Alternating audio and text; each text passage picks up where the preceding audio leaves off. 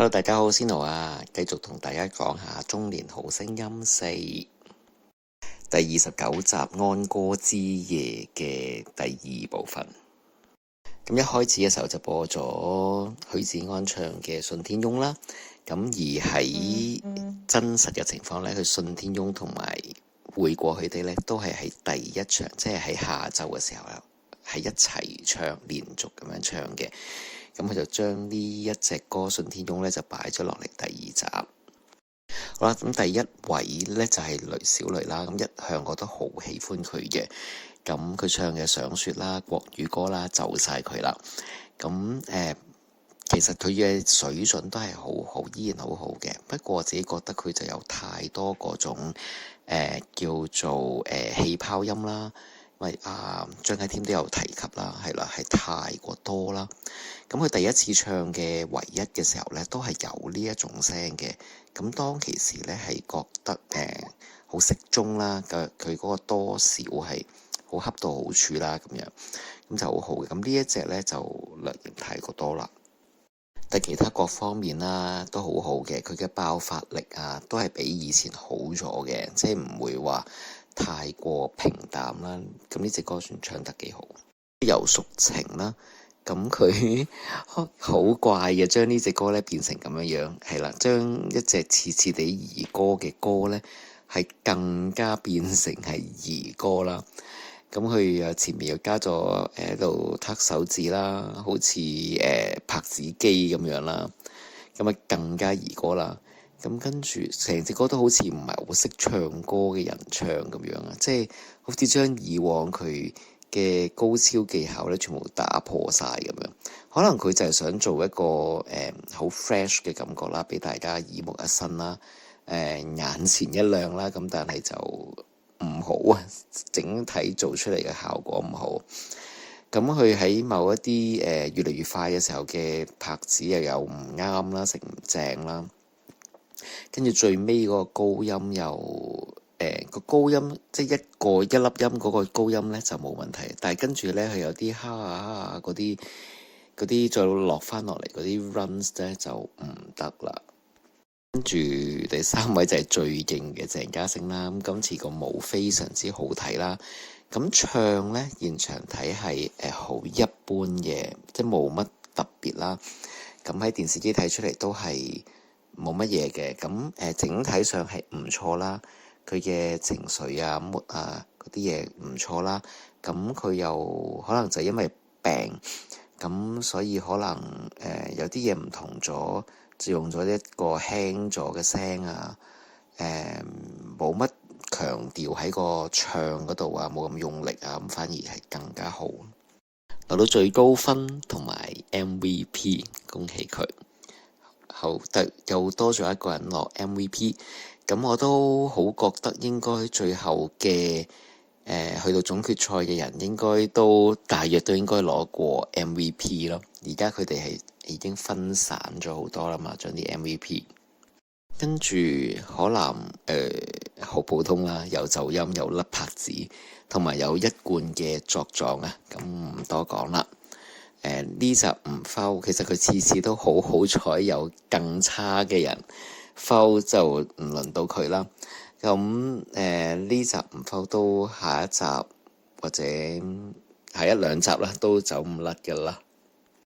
鄭仲豪就現場睇嘅時候呢，佢唱前面嗰段 verse 呢，覺得唔係好好嘅，即係因為安仔實在太好啦呢隻歌，所以聽慣咗佢嗰種聲啦，然後之後佢再有一段示範㗎嘛，咁係好覺得佢嗰個聲線好有感情啦，好進入到嗰個 mood 啦。跟住又有高低起伏啦，有抑揚啦，咁但係呢啲嘢鄭仲豪係全部都做唔到嘅。其實佢只係讀晒嗰一紮字咁樣咯，咁我覺得就唔係咁好嘅。咁不過咧睇翻電視播出嚟嘅效果咧，就全隻歌其實係唱得唔錯嘅，即係嗰個情緒啦，跟住中間嘅 build up 佢中間係有層次啊嘛，有遞進啊咁樣等等啦，同埋有一啲佢又用到自己發揮到佢嘅 rock 嘅一啲聲線啦，加咗入去啦，咁係好好嘅。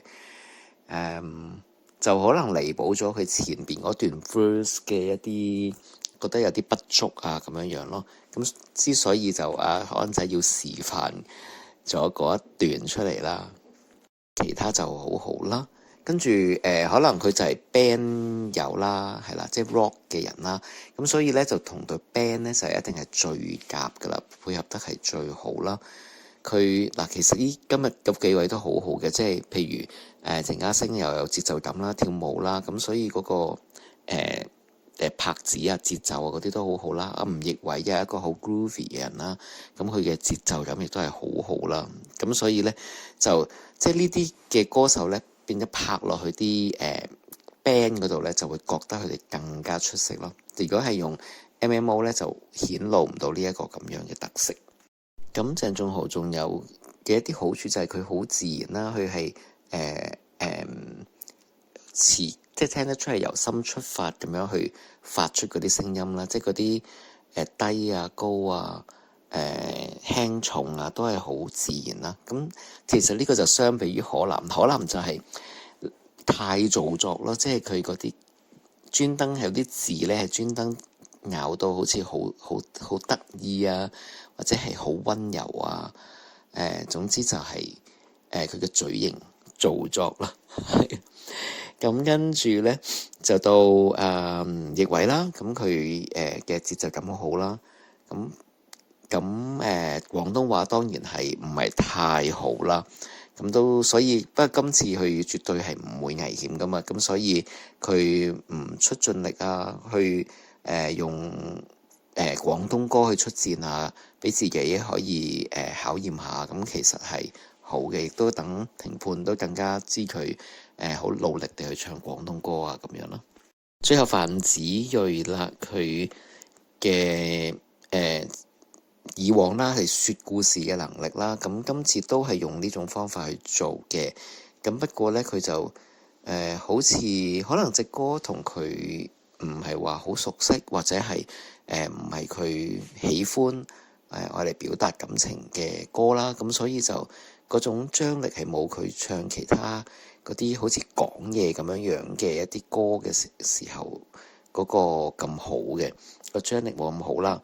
跟住就第二段嘅亦都冇再一層嘅遞進啦，即係覺得佢好似同第一段冇乜分別啊咁樣，咁所以就唔係覺得咁出色啦。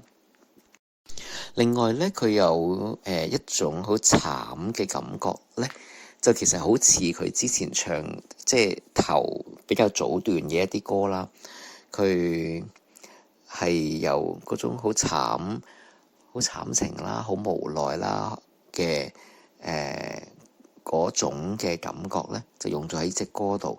咁但係呢隻歌咧，其實安仔就係一路都係隱隱約約係啦，隱隱咁樣痛噶嘛。佢係即係痛，但係唔係爆出嚟慘，或者唔係呼天搶地，唔係好隱隱作痛啦，噏住咁樣痛啦，咁樣咁係好好嘅。咁而子睿呢個一個嘅版本咧，就冇呢一種感覺啦。佢有陣時又太慘，有陣時又太過冇嘢咁樣。佢係啦，佢個 verse 係唔夠嗰個張力，唔夠專注，或者唔夠係啦，即係去講緊呢一個故事咁樣。咁可能因為呢一個故事同佢唔係好配合，咁亦都可能係啦，因為佢係冇失過戀啊嘛，係啦。佢話佢係得一段愛情就係佢嘅婚姻咁樣，咁所以都可能呢個男人最痛嘅呢種感覺係冇乜都唔定。跟住我都有睇張老師嘅片啦，咁佢都有提及咧，就話點解如果係退庭投票嘅話，點解唔喺現場投票咧？就係坐喺位喺席上邊，咁大家各自撳咪得咯，係啦。咁因為佢哋都係各自撳噶嘛，入到去係冇商討嘅，其實都咁三選一啊嘛，咁咪係咯，大家投邊一個咁咪已經得咯，係啦。咁點解要係啦退庭啊咁樣咧？咁好似專登又做咗另外一啲嘢，同埋係啦。其實嗰日咧現場已經都做到夜㗎啦，我哋都想快啲走啊。其實都我自己啦，我自己怕夜啫。咁因為佢仲傾咗好耐啦，咁佢又唔俾人早走嘅，即係佢一定要完就完晒咁樣樣啦。咁就所以就係啦，其實呢一個退庭投票咧，其實都幾我覺得都係唔係咁恰當。如果現場係就咁喺座位嗰度，即係頭3個揀一個自己心目中想認為邊個值得淘汰咁樣撳出嚟，咁樣就我覺得係最好啦，亦都透明度最高啦。咁亦都見到張老師，其實我哋現場呢，因為我2場都有睇啦，咁我唔係太過，當然唔係太過去記得卓悠燕話唱得幾唔好嘅，咁但係總之睇第2場呢，我就會覺得可南就一定係最唔好噶啦。咁但係如果要比較呢，咁我都會覺得係啦，呢度同張老師嘅睇法都有好接近嘅，就係呢，應該卓悠燕嘅可塑性同埋佢嘅唱功都係會比較好，比可南好。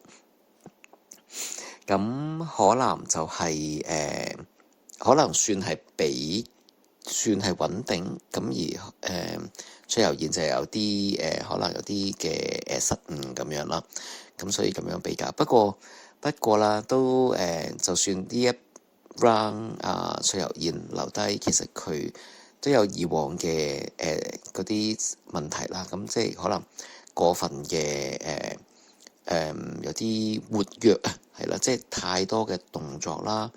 佢今次嘅衣着亦都係有啲即係令人好分心啦。佢太多動作，太大嘅誇張嘅表情啦，咁樣咁，所以其實就算今次唔淘汰，可能都係都不遠㗎啦。其實都係會佢嘅問題都將會繼續出現啦，除非佢get 到，然後去改變啦咁樣。好，咁同大家 recap 一次啦，13強入邊13位啦，就有陳旭培、許雲妮、尹景順、蔡蜜哲、雷小雷、鄭嘉星、鄭仲弘、吳亦偉、范子睿、周志康、許美琪、游淑晴同埋可南嘅。咁遲出片又有遲出片嘅好處啦，就係呢TVB 已經出咗下一期嘅歌單啦，咁就包括咗有周志康嘅失魂、尹景順人間、可南嘅瀟灑走一回、鄭嘉星嘅阿牛、吳亦偉後知後覺、陳旭培水中花同埋許雲妮嘅再度孤獨。咁下一次呢，就會係拍住中1、中2、中3嘅師兄師姐嘅一個配搭組合嘅合唱嘅助力賽啦。咁就係啦，大家都拭目以待啦。咁下一場我就冇喺現場啦，因為去咗旅行，之後嘅幾場我都冇再喺現場。咁我諗我自己會傾向再後少少啦，差唔多可能接近決賽啦，咁然後先至再入場睇啦，因為都的確幾辛苦，係啦，個路程好遠啦，都有啲辛苦咁樣啦。咁好，咁就同大家下次再見，拜拜。